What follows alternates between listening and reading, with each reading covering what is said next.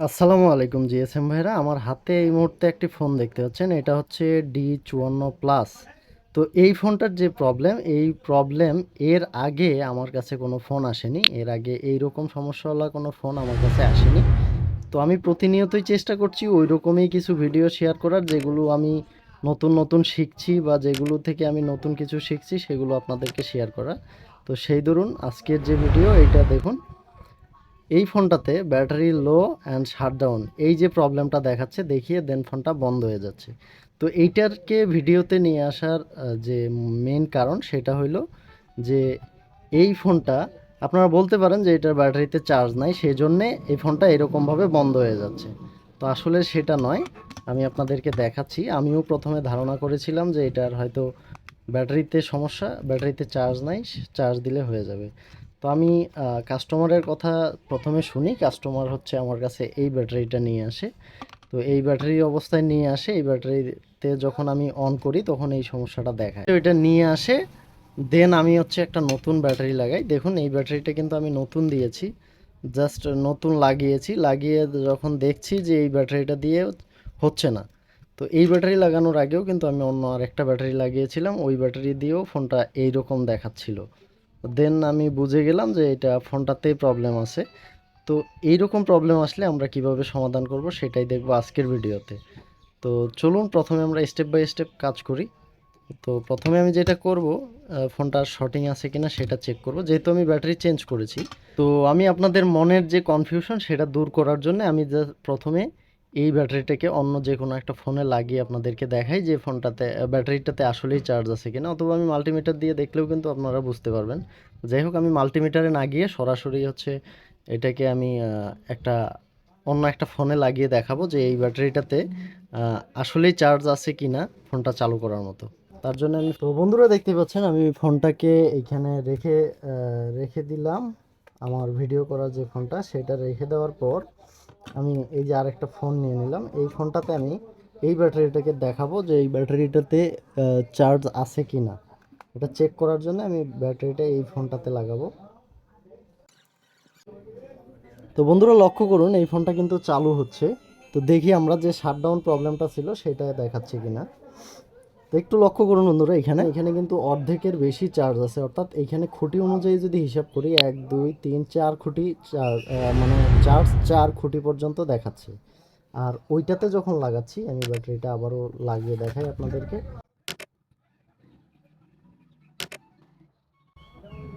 এই যে লক্ষ্য করুন বন্ধুরা, আমি আবারও দেখাই। এই যে ব্যাটারিটা, এটাতে কিন্তু সিল দেওয়া আছে। আপনারা সিলটা লক্ষ্য রাখিয়েন যে আবার ব্যাটারি চেঞ্জ করে ফেলেছি সেটা ভাবার কোনো প্রয়োজন নেই। তা আমি আবারও ফোনটাকে অন করি।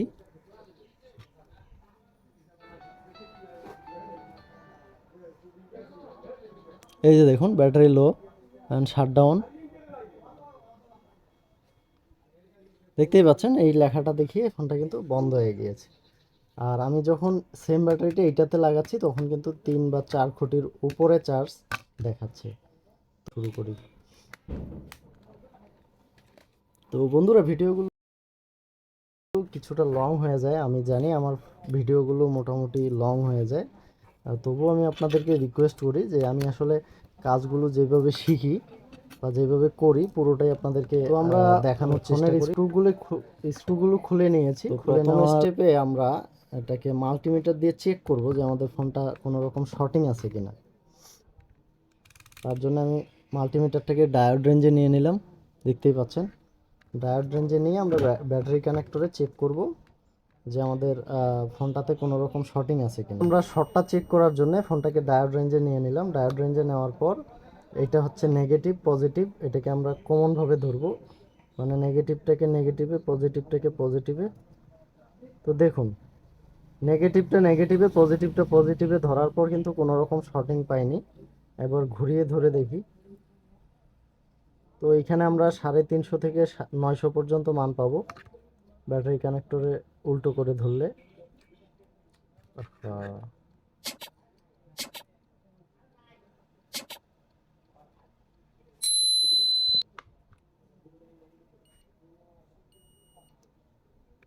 তো বন্ধুরা আমরা উল্টো করে ধরলে 350 থেকে 900 মান পাবো। 900-র মধ্যে মান পাবো। তো দেখুন এখানে 429-30 দেখাচ্ছে। তো আমি আবারও একটু ঘুরিয়ে চেক করি। এবার পজিটিভটা পজিটিভে, নেগেটিভটা নেগেটিভে ধরে দেখুন কোনো রকম কিন্তু শর্টিং নাই। তো যেহেতু শর্টিং নাই, এবার আমরা ফোনটাকে খুলবো, মানে ফোনটাকে ক্যাচিং থেকে আলাদা করব মাদারবোর্ডটাকে।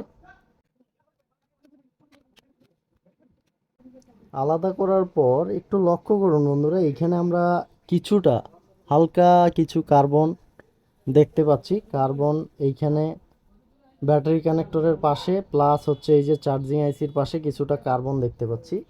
আমরা সেটাকে দ্বিতীয় স্টেপে, প্রথম স্টেপে তো আমরা শর্টিংটা চেক করলাম, এবার আমরা বোর্ডটাকে ক্লিন করে দিব। যেগুলো আছে আপনার টিন শেলের বাইরে যে কম্পোনেন্টগুলো আছে, যেমন এই যে এইখানে আইসির প্যানেল বাদ দিয়ে এই পাশে যে কম্পোনেন্টগুলো আছে বা এইখানে যে কম্পোনেন্টগুলো আছে, এগুলোকে আমি ক্লিন করে দিচ্ছি।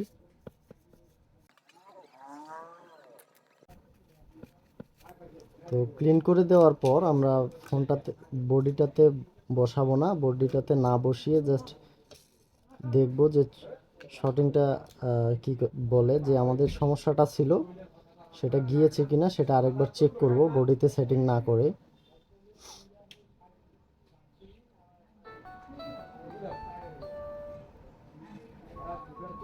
তো দেখুন এখনও কিন্তু আমাদের ব্যাটারি লো অ্যান্ড শাটডাউন যে প্রবলেমটা ছিল সেটা এখনও রয়ে গিয়েছে। তো যেহেতু ব্যাটারি লো শাটডাউন প্রবলেমটা এখনও রয়ে গিয়েছে আর কোনো রকম শর্টিংও পাইনি, আমি এখান থেকে।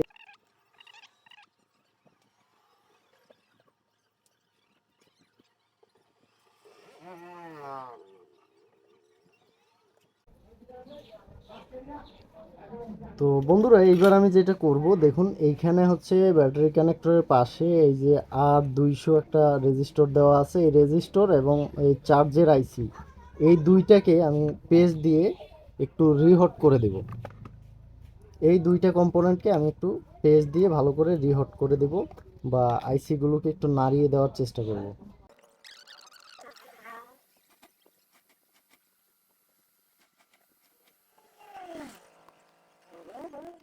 তো বন্ধুরা দেখতেই পেলেন আমি যে কাজটা করলাম সেটা হলো এইখানে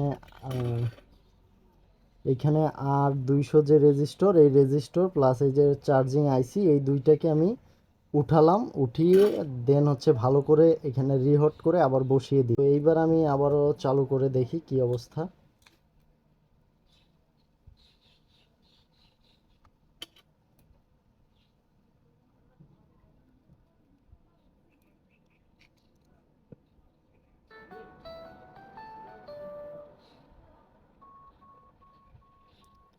তো বন্ধুরা দেখতেই পাচ্ছেন এখনও কিন্তু আমাদের যে ব্যাটারি লো শাটডাউন প্রবলেমটা ছিল সেটা যায়নি। আমাদের যে প্রবলেমটা সেটা এই চার্জিং সেকশন থেকে হয়নি। তো আমি এবার যেটা করব, ব্যাটারি কানেক্টরগুলোকে একটু ভালোভাবে সোল্ডার করে দেব।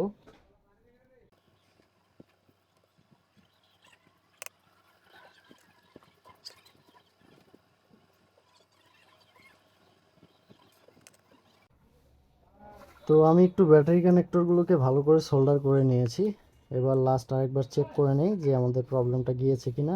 যদি না যায় সেক্ষেত্রে আমাদের যে সিম বেস সেটাকে তুলতে হবে, তুলে দেন হচ্ছে আমাদের এর আইসির আশেপাশের কম্পোনেন্টগুলো চেক করতে হবে। তো বন্ধুরা দেখতেই পাচ্ছেন এখনও কিন্তু আমাদের ব্যাটারি লো অ্যান্ড শাটডাউন যে প্রবলেমটা সেটা আছে। এবার আমি যেটা করব, এর যে সিম চেম্বার বা সিম বেজ, এই সিম বেজকে উঠাবো, উঠিয়ে দেন এই টিনের যে শেলটা আছে সেটাকেও উঠাবো, উঠিয়ে দেখব যে আমাদের ওখানে কোনো রকম কার্বন জমা আছে কিনা, প্লাস রিহট করব, আইসিটাকে রিহট করে দেখব, না হলে রিভল করব।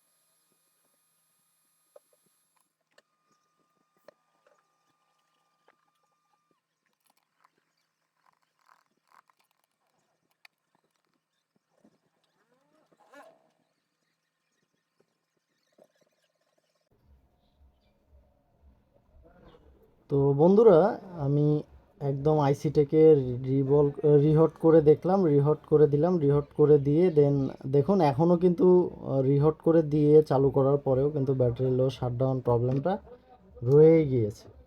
তো এইবার আমরা যেটা করব, এর যে সিপিইউটা আছে সেটাকে রিবোল করব। তো রিবোল করার আগে আমি আরেকটু যাচাই বাছাই করে নিচ্ছি। আই আই থেরাপি যেটাকে বলে, ভালোভাবে চোখ দিয়ে দেখে নিচ্ছি যে কোথাও কোনো রকম প্রবলেম হয়েছে কিনা বা কোনো কম্পোনেন্ট ড্যামেজ আছে কিনা। তো বন্ধুরা, আইসি রিবোল করার আগে আমি একটু আই থেরাপি দিয়ে দেখলাম। আপনারা একটু লক্ষ্য করুন এই জায়গায়, এখানে হচ্ছে আমি আইসিটাকে রিবোল করার আগে আমি যখন আই থেরাপি দিয়ে দিয়ে দেখছিলাম, তখন হচ্ছে এইখানে দেখুন এই ব্যাটারিটার একটু ক্লিন করে দিয়ে দেখাই আপনাদেরকে। এইখানে দেখুন এইটা ব্যাটারিতে এই জায়গায় একটা লাইন দেওয়া আছে, এটা হচ্ছে আইডি লাইন লেখা আছে। এই যে আইডি লাইন, আইডি দেওয়া আছে। এই যে লক্ষ্য করুন এখানে আইডি লাইন লেখা আছে, আইডি। তো এই যে আইডি লাইন, এই আইডি লাইনটা এই পর্যন্ত ঠিকঠাক আসতেছে। তারপর এই পারে সম্ভবত এইখানে একটা রেজিস্টর বা ডায়োড ছিল, যেটার মাধ্যমে লাইনটা এখানে ট্রান্সফার হয়। তো এই আইডি লাইনটাই আমার যতদূর ধারণা যে মিসিং। তো আমি এটাকে, আইডি লাইন মিসিং হলেও আমি এটাকে আইসিটা রিভলভ করার আগে আমি আরেকটা কাজ করে দেখতে পারি। সেটা হইলো, আমি এর আগে একটা কাজ করেছিলাম, সেটা হচ্ছে টেম্পারেচার টু লো এরকম একটা প্রবলেম আসছিল একটা কিপ্যাড ফোনে, ওটা আইটেলের ফোন ছিল। তো ওই ফোনটাতে আমি এর যে আইডি লাইন অর্থাৎ যে মিডিলের লাইনটা বিএসআই লাইন, ওই বিএসআই লাইন আর পজিটিভ লাইন শর্টিং করে দিয়ে কিন্তু আমাদের ওই টেম্পারেচার টু লো ওই প্রবলেমটার সমাধান হয়েছিল। তো আমি আইসি রিভলভ করতে যাব এই সময়ে কিন্তু আমার মনে পড়লো ওই ভিডিওটার কথা বা ওই কাজটার কথা, যে কারণে আমি এইখানেও আইসিটা রিভলভ করতে সময় লাগবে। তো যেহেতু অনেকটাই সময় লাগে, তো আমি চেষ্টা করব যাতে আইসিটা রিভলভ করতে না হয়, সেজন্য আমি প্রথমে এইটা মাথায় আসলো আর কি। তো আমি এটা কি করলাম একটু লক্ষ্য করুন, আমি আপনাদেরকে জাম্পার করি দেন হচ্ছে দেখাচ্ছি।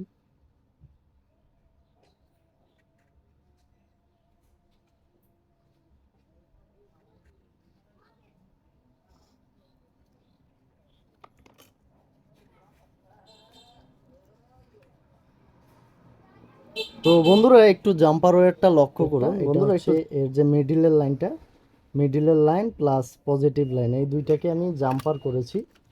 তো জাম্পার করে এবার দেখি যে আমাদের প্রবলেমটা যায় কিনা। যদি এই ক্ষেত্রেও না যায়, তখন আমাদের আইসিটা রিভলভ বা চেঞ্জ করতে হবে 100%। তো আমি আগে এই কাজটা করে দেখি যে আমাদের প্রবলেমটা যাচ্ছে কিনা।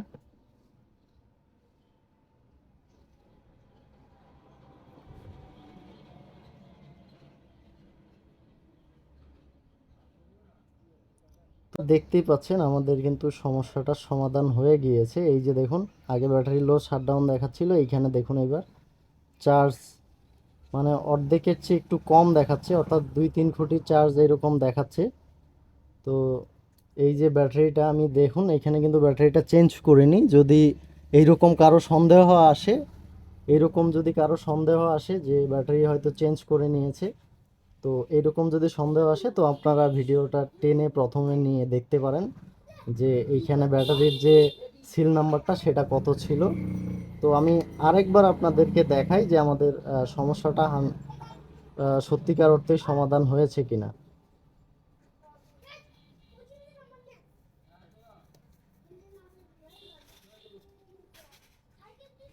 তো বন্ধুরা লক্ষ্য করুন এবার কিন্তু ব্যাটারি লো শাটডাউন যে প্রবলেমটা ছিল সেটা চলে গিয়েছে, প্লাস এইখানে এই যে চার্জের খুঁটি বা চার্জের ঘরে যে চার্জের খুঁটি সেটাও কিন্তু পুরোপুরি শো করেছে। তো আসলে আমি যে এতগুলো কাজ করলাম এটা হচ্ছে আমার না জানার কারণে, আর যেহেতু আমি স্টেপ বাই স্টেপ কাজ করার চেষ্টা করি, যে আসলে আমার মাথার মধ্যে এই মানে এই ধারণাটা এর আগে আসেনি, যে কারণে আমার এতক্ষণ কাজ করতে হয়েছে। না না হলে হয়তো আপনার শুরুতে এই জাম্পারটা করে দেখতাম। তো যাই হোক, এটা হচ্ছে আমাদের জন্য একটা শিক্ষা যে আমি যেরকম এখন হচ্ছে প্রায় 15-20 মিনিট সময় দেরি করে দেন হচ্ছে আমি সমাধানটা বের করেছি বা সমাধানটা পেয়েছি। আপনারা যদি এই ভিডিওটা পুরোটা দেখেছেন তাহলে নিশ্চয়ই আপনাদের আর এইরকমভাবে পুরো ভিডিওটা দেখতেও হবে না বা এতগুলো কাজও করতে হবে না। আপনারা তার আগেই এই সমস্যাটা সমাধান করতে পারবেন, যে কারণেই আমি আপনাদেরকে প্রতিনিয়তই আমার চ্যানেলে ভিডিওগুলো শেয়ার করে থাকি। তো বন্ধুরা, এই ছিল আমাদের আজকের ভিডিও। আর এইরকমই মোবাইল সার্ভিসিংয়ের ভিডিও পেতে চাইলে অবশ্যই আমার চ্যানেলটা সাবস্ক্রাইব করবেন। আর এতক্ষণ ধরে যারা ভিডিওটা ধৈর্য ধরে দেখেছেন তাদেরকে অসংখ্য অসংখ্য ধন্যবাদ। আসসালামু আলাইকুম।